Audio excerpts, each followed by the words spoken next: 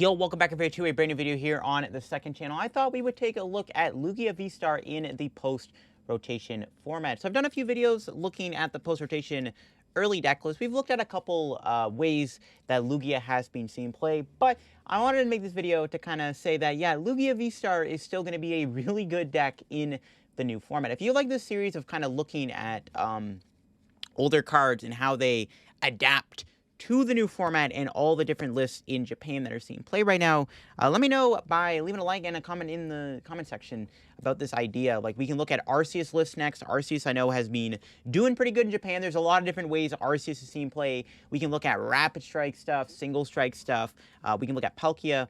And if you want to see me kind of recap all these different lists from Japan in the post-row format of older cards doing well, let me know, and I would be down to do it. But I did want to make a video talking about Lugia. I've been saying Lugia is still a good deck for a while now, and honestly, Lugia in the post-row format is still going to be good in my opinion. Yes, you do lose a lot. I mean, you lose powerful Colorless energy, you lose the amazing rares, you lose Aurora energy. The new special energy that is coming out is not very good in Lugia. So Lugia does seem to take a humongous hit with rotation, but I did want to say that, nope, Lugia still as good as ever. Do not deny the ability to put 2 Archeops into play. Like, even though you don't have as much special energy to work with anymore, being able to put 2 Archeops into play with that insane ability is just ridiculous. And Lugia is still going to be good. And we're going to look at how people in Japan are playing Lugia, as there are a bunch of different ways Lugia has been seen playing Japan, and Lugia is still performing well, getting top 4s in these tournaments in Japan. So, start things off here. The main way that Lugia is seen play is with Tyranitar. Now, Tyranitar is a really cool card, obviously allowing you to build up Tyranitar with the attack Single Strike Crush, which does allow you to do 240. Of course, you can accelerate Single Strike energy to your Tyranitar with Archeops. The nice thing about the Tyranitar build is that you do get a Dark Attacker, and that's kind of why Lugia is kind of playing the T-Tar, is because it's a basic Pokemon, so you don't have to evolve it, it's easy to get into play, and you're able to one-shot Dark Weak Pokemon like Gardevoir and Mew VMAX, which are very popular in the post-rotation format. And Tyranitar does have a downside. You do 240 with the Single Strike energy, you're hitting high numbers, but you have to discard the top 4 cards of your deck. Obviously, the Lugia deck does play Earn a Vitality to get you your stuff back, but a lot of the time you're using T-Tar maybe like once or twice in a game, and that's how it goes. So you can see here, this list here is using cards like Radiant Serena, which helps a little bit against Lost Box. T-Tar's not bad against Lost Box either, I guess. You're able to actually mill the 2 cards off Lost Box's top deck, which can be pretty good. Sometimes you're able to mill Colorlesses, and you're able to mill good cards like Mirage Gate, and even milling energy can be pretty devastating. So even Tyranitar against Lost Box isn't that bad. As you can see, it does play the Serena to help a little bit to heal around like Sableye and Hawlucha, and you also have the Stonejourner. So you're basically just a Single Strike deck, except instead of using Houndoom, you just have Lugia and Archeops, which is just better, because now you get access to Archeops, which doesn't damage your Tyranitar, and you get 2 energy over 1, and you get Lugia, which gives you a backup attacker. So it just seems like a good package to play the Tyranitar in the deck.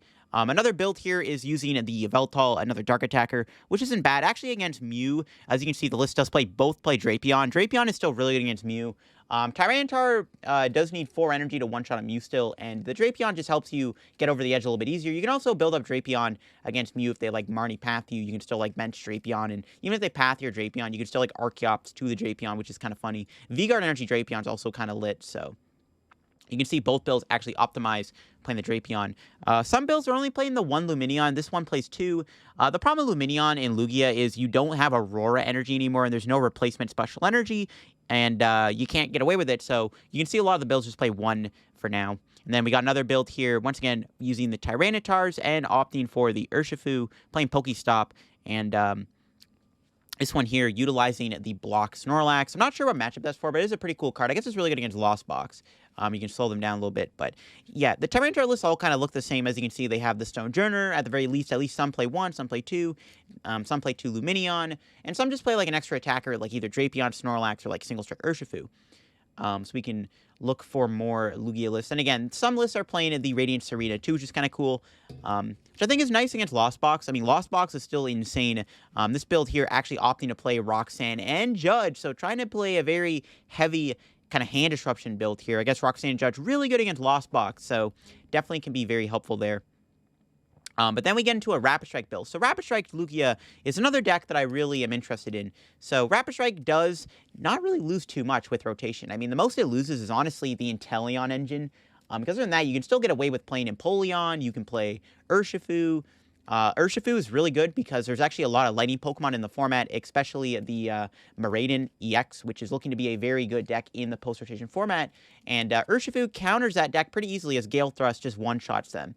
The cool thing about the single strike build of Lugia is you can actually play Empoleon, which will give you a better time into the Lost Box matchup. Honestly, I don't even know if you would play the Zeraora. I feel like you could probably get away with just playing 2 Empoleon and a 2/2 Urshifu and just kind of have the Lugia package, because I really do like Empoleon in Lugia. Playing 2 of them just gives you a better time against Lost Box, because if they try to play Escape Rope, you can just have double Empoleon in play. Like, your bench can basically just be like Lugia VSTAR, 2 Archeops, and Empoleon on the bench, right? And then you just have, like, the extra spot for, say, like the Urshifu or Luminion if you really have to. But double Empoleon does seem pretty good in the Lost Box, and that is one thing single strike Rapid Strike Lugia gets to do, is that it can play the Empoleon to help you against Lost Box. So, like, the T-Tar build doesn't really have the best answer to Lost Box. I mean, yeah, you can try to mill important resources with Craigalanche, and you also have, you know, some builds are playing Serena plus, like, just Judge to try to, like, make it hard for Lost Box to do much. But I really do like the Lugia build with the Rapid Strike, because it does let you play the Urshifu and the Empoleon. The only downside is you don't have a dark Pokemon like Tyranitar. You have to play Drapion, which is still good against Mew, and it can still help against Gardevoir and stuff. But overall, the Rapid Strike build gets to play a little bit more of like a disruption build, and you get to focus more on the Miraidon matchup over, I mean, the single strike, I guess, has the Stone Junior for the Miraidon matchup, but the Urshifu is just better because it's harder for them to one-shot. You know, they're not going to KO Urshifu in return against Miraidon, and you have Rapid Flow over just kind of playing a very vanilla build here of just, like, basically just attacking every turn with T-Tar and Stone Junior. You get to play a bit more of a tactical deck, so you get the disruption element with Empoleon, and you get the Urshifu. And I kind of like that. I think Rapid Strike Lugia definitely is worth experimenting in the new format. You just don't have that really good Dark Attacker, but you could play other Rapid Strikers. Rapid Strike actually has a lot of type coverage. You could play Sylveon in the deck because you have Colorless, Fighting, Water in the deck, so you could play like a Sylveon VMAX in the deck, which can actually help you against other Urshifu decks, and you can also play stuff like Blaziken. If, say, like a Dialga deck gets really popular or Grass gets popular for whatever reason, you could just play, like, you know, Blaziken VMAX, which could be kind of cool. So you get some variety with Rapid Strike. Going back here, you got another single strike build, yet another Rapid Strike build. This one does opt to play the double Empoleon. Like I said, I think 2 Empoleon is really, really cool in the Lugia deck. Interestingly enough, all these Lugia decks are actually playing very heavy stadiums, which is surprising. This build plays 3 Collapse Stadium. This build played 3 Tower. 3 Tower you kind of have to play, but even this Rapid Strike build here is playing the Collapse Tower. I'm not too sure on why they're playing heavy stadiums. I guess, like, Collapse is good against Lost Box, because Lost Box has to bench, at the very minimum, at least, like, 3 Comfies now to kind of counteract the fact that you don't have net anymore. So I guess it makes sense to play a Heavy Collapse, but Heavy Collapse is interesting. I guess it also helps against Luminion, where if you play the double Luminion, you end up playing one down early on. You can always collapse it away, because, again, you can't use Luminion anymore in Lugia to attack because you don't have Aurora anymore in the format. But I guess would Spiral Energy work? Hold on. Does Spiral Energy work with Luminion? I don't think it does. I think it only provides Rainbow Energy on Rapid Strikers, but you do get the effect of not being paralyzed, so I guess that's kind of cool. But yeah, Rapid Strike, Single Strike Lugia is going to be the way going forward. However, I know I saw a list here that isn't playing it. Oh, this is a really cool Lugia build. I saw this earlier. Now, this Lugia build is kind of cool. This one got top 4 in a 32-player tournament. This Lugia build optimizes a little bit more of a teched-out build of the Single Strike build, actually playing only 1 Tyranitar, but also playing a Deoxys in the deck, which the Fusion Energy, and you can attack with the Deoxys. It's not playing the Scroll, but it does have the Deoxys. Actually also playing Great Ball in the deck over Nest Ball, and also playing that 1 copy of Unknown V. This build also plays a very heavy count of Double Turbo, which I guess makes sense with Deoxys and Lugia and Unknown, and even Tyranitar, and even Luminion. So the one thing I like about this Lugia build is every card in the deck can attack, right? The Lugia, the Archeops, the Deoxys, the Stone Junior, the Tyranitar, and even the Luminion. There is 1 copy of Water Energy in the deck, so if you are able to get that on Luminion, you can actually use the Luminion to attack. And I think that is pretty valuable to be able to do. and even the Unknown V. If you don't know what Unknown V does, for 3 colorless energy, if you have 1 prize remaining, you just use the attack and you win the game. So if you go down to 1 prize, you can just Unknown for a game, which is kind of spicy. That's a really cool take on Lugia, Lugia with Unknown. This is a really cool list. Again, very, very teched out build of Lugia. The Deoxys can be really good too against Cramorant. I guess Stonjourner is good against Cram too, but Stonjourner can't attack after you do the first attack, or you attack with your main attack, Giga Hammer, and the first attack doesn't KO Cram as easily. So the Deoxys does help you against Cramorant a little bit, which is pretty nice. So that's kind of cool. And then we got more single strike builds. Now we finally get into another single strike build, kind of actually teching out with the Umbreon VMAX. Now, Umbreon VMAX does seem to be kind of a no-brainer to play in the Lugia deck, as you are able to utilize Umbreon VMAX with single strike energy. And I really like the idea of Umbreon VMAX in the deck. And this surprised me. A lot of the other lists we just looked at weren't playing Umbreon, and a lot of the lists are doing well. Don't get me wrong, the Umbreon list, Lugia T-Tar list are still performing well, but it is really surprising to see that Lugia was not playing Umbreon in the deck, because Umbreon feels like a really good card to play. One, you get built-in Gust, so if you're going second or you're going first, you can actually get like an early Gust on your opponent's V, knock it out. You can also use Umbreon against Mew. It's a little bit more bulkier. You can actually get away with playing V-Guard energy with the Umbreon, which does give you an advantage, because against Mew VMAX, your Umbreon has a V-Guard on, giving it even more HP, making Mew basically unable to KO your Umbreon. So one Umbreon can just sweep the Mew matchup altogether, and you don't even need Drapion at that point. You can literally just put a V-Guard on an Umbreon with 2 single strike energy, and good luck to Mew knocking out that Umbreon, as it is probably not getting KO'd by that Mew VMAX, and you get that built-in Gust. Really good against setup decks. Like if you're playing against Gardevoir and they're trying to slowly set up a Gardevoir, you can just, Umbreon it up and then, use its ability, Gust it up, and then knock it out with Umbreon or Tyranitar. So I really like the idea of playing Umbreon with Lugia. I think it's honestly kind of a no-brainer, and I'm really surprised to see the other single strike lists were not playing the Umbreon. A lot of the lists we just looked at were not playing the Umbreon in the deck, because I really think Umbreon is a really good card in the deck that I feel like a lot of people really should be playing. This one here, using the Deoxys once again. This Lugia deck here is also a bit different. So another approach to Lugia that I actually think is also underrated going into the format is actually playing it with colorless attackers. Yes, you do lose powerful energy. I know powerful energy is a pretty big loss, but there's still a lot of ways you can play Lugia and attack with it without needing powerful energy and just playing other big colorless beat sticks, like the double Snorlax. Again, the block Snorlax seems to be kind of cute, as you're able to kind of stop like Comfeys from retreating, so it can be kind of an annoying wall to play against Lost Box, and you do get access to that Snorlax in the deck with the Thumping Snore and the Wind-Up Arm, and also playing the Weird Ear, which could go kind of hard too. You can get a bunch of energy, and playing Weird Ear can do like 1,000,000 damage out of nowhere, and I do like that. You could also still attack with Lugia. I mean, Lugia is still an okay attacker. It still does like 220 damage, which is still good numbers. I think that actually still knocks out Miraidon EXs. You're still KOing other V Pokemon that don't evolve. You're still two-shotting mostly everything in the format. Like, Lugia is still a good attacker, don't get me wrong. Like, in this build, also playing the Charon's Care, which I do like. Yes, Charon's Care puts energy in your hand, so you can't Archeops it out, but that's fine. As long as you have a healthy amount of energy in the deck and you're keeping track of your energy counts, you don't mind that. I also really like the regenerative energy, so you can heal your Lugia. If you're playing its Lost Box, they got like an early spit on you. You can just heal that and put your Lugia to like basically like full HP almost. So I do like that. I really think the idea of playing Lugia with colorless attackers is still a very underrated concept in the post-rotation format that I think can still be utilized. And as you can see, this build here, I think got top 8 in a 72-person tournament. So a pretty big tournament to get top 8 in with a colorless build of Lugia. And I really do like that, because there are a lot of colorless attackers, even like Slacking V, which isn't even in this deck. Even Slacking V could be worth playing in the Lugia deck. We got more single strike builds here.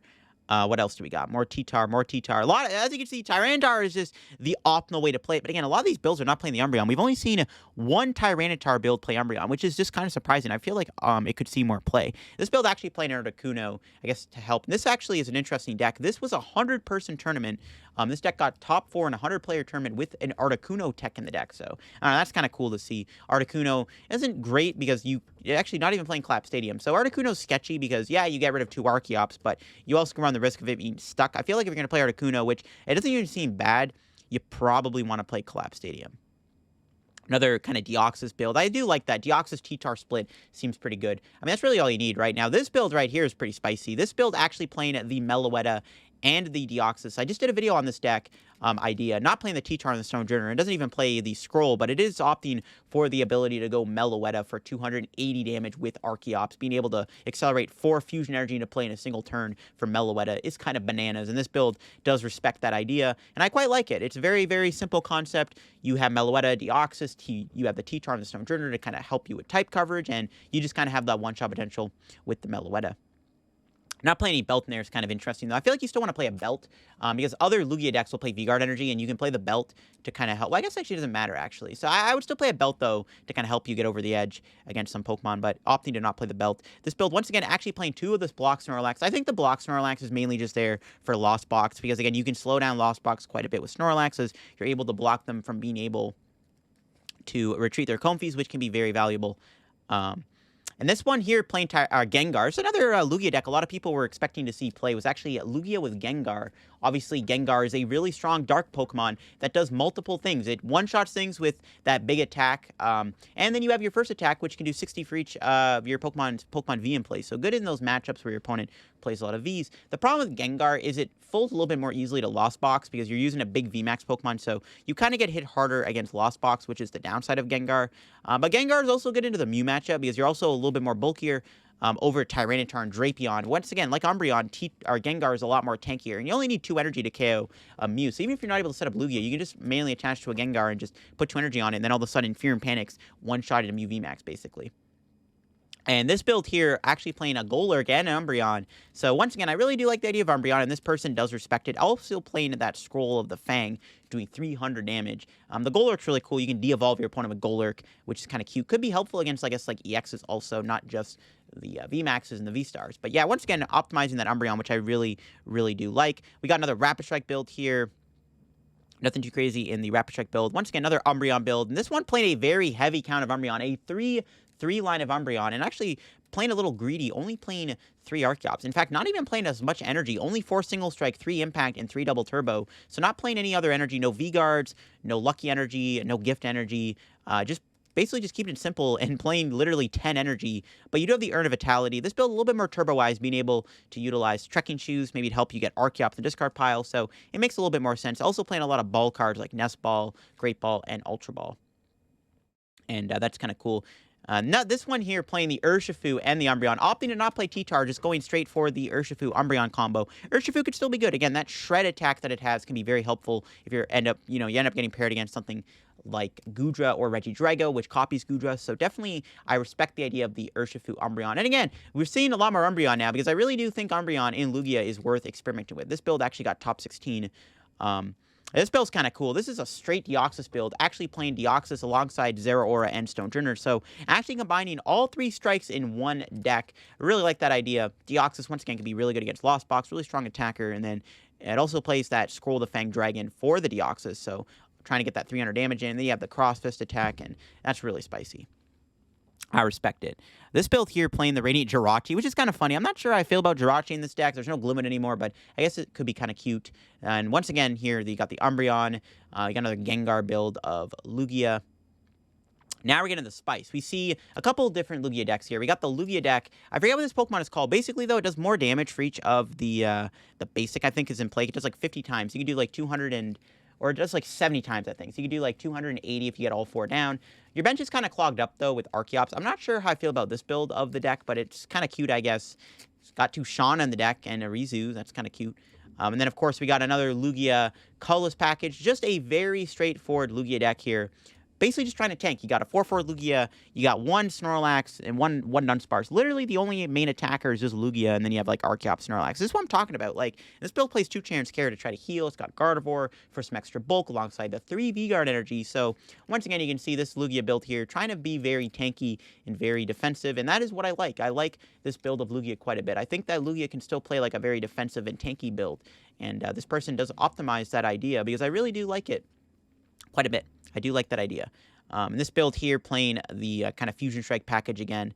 Then we got another just straight Umbreon build of Lugia here. Again, trying to use Umbreon. And this build here is kind of cute. Got the Gengar Urshifu split. No Umbreon, but actually playing 2 copies of Luxray where, I mean, if you start with it, it's pretty cool to have, I guess. So that's kind of funny. And then we got another Umbreon build. Another Umbreon build. Again, I'm liking the Umbreon builds. This build here really likes Umbreon, just straight up playing a 4/4 copy of Umbreon. I mean, hey, if it works, it works. And then finally, we got a build here, just playing Deoxys and Lugia, nothing else.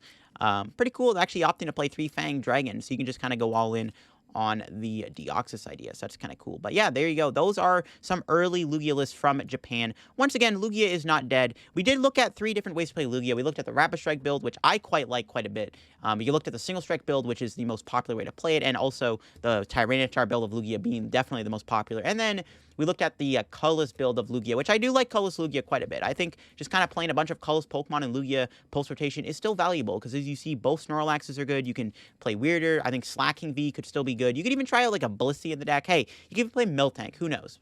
But that is it for the video here, looking at a bunch of different Lugia lists. Again, Lugia is really good still in the post-ro format. A lot of people are basically saying Lugia dies in the rotation. It really doesn't, because there are still a ton of ways to play Lugia, and Lugia, in my opinion, will still be a top-tier deck in the rotation format, because it still has a lot of power. Again, being able to put 2 Archeops into play for free is still just ridiculously broken, and even though it loses a lot of its power, and it will no longer be like tier S, it will still be a pretty strong potential tier 1, maybe even tier 1.5 deck in the format. So definitely do not sleep on Lugia in the poster format. If you all like this video looking at different ways to play, a V-Star in the poster format, let me know by leaving a like in the video, and let me know if you want me to look at more older cards that will be, playable in post-ro and see what Japan is using. Again, I think Arceus V-Star could be a really cool second video to this, where we can look at Arceus V-Star decks, because there are quite a few of them. And if you missed any of my other post-ro videos, definitely go check them out, and all that good stuff on the channel. That'll be for me. Hope you enjoyed, and I'll catch you on the video here on the second channel. Bye-bye.